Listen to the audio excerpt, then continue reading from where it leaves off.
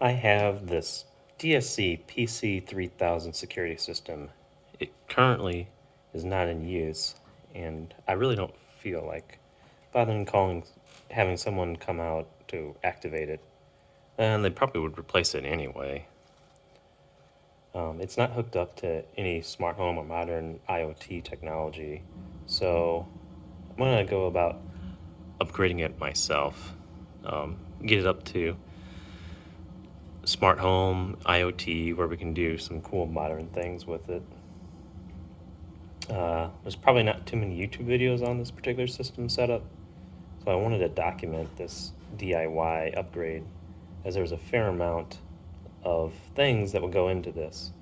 Let's go ahead and take a look inside. All right. At first, it looks intimidating, but we can break it down into, there's the power line coming in here. There's two keypad wires coming down in here and going into the keypad connections down there. And then there's all these blue and gray wires, which are the sensor wires. And they have 1K into line resistors on them. Now, I went ahead and marked these all so I know where the lines are. That'd probably be a pretty good thing to know where these things are, where all these wires are going to. Because when we start to dismantle it, it's good to know where all the wires are going. Just save you some time later on.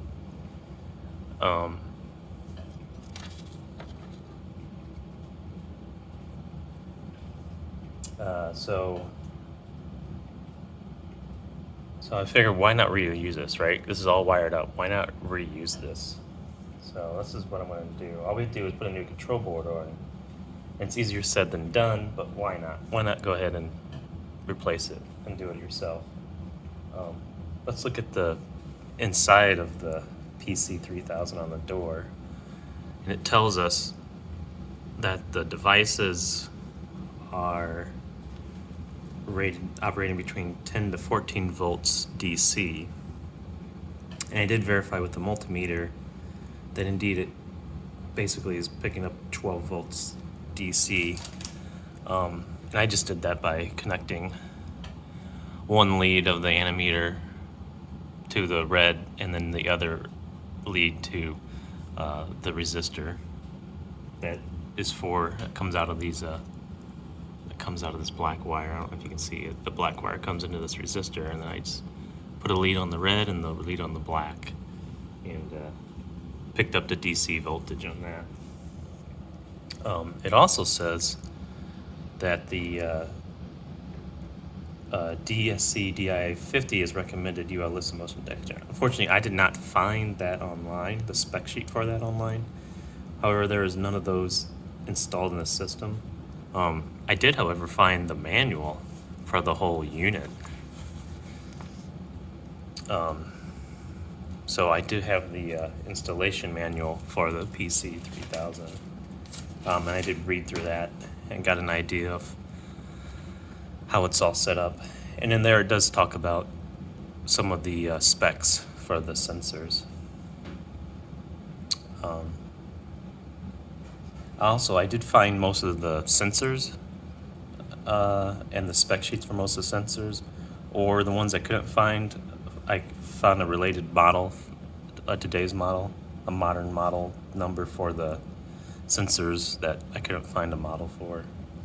Like the window vibration sensor. I couldn't find I couldn't figure out the exact model number on that one, but I was able to look at the closest sensor that matched that and look to pull up that spec.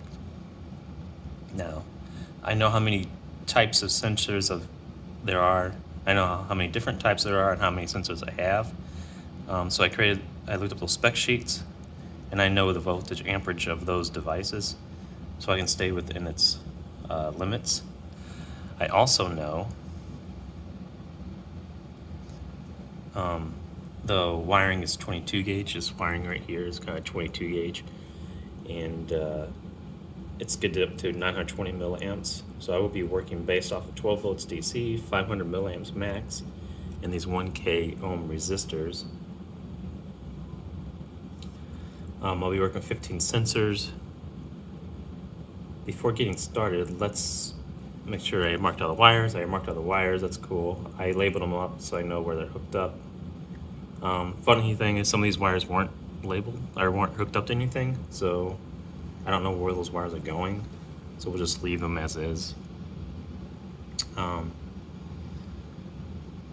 So it's nice to know where everything goes. But before we dismantle this whole box, right, we're going to dismantle this whole box. I want to make sure that we should talk about its replacement, make sure its replacement works. So I'm going to split this video into multiple parts. The first part is this introduction video, and then the second part is going to be an inventory list, right, of all the hardware. And the remaining parts of the video as well, we'll just have to decide as we go and see how it goes. But before we do all that, let's propose using a Raspberry Pi for the home security system. This Pi will be the controller and the read sensor input. It will read the sensor inputs basically. With the Pi, we can also customize operation with software.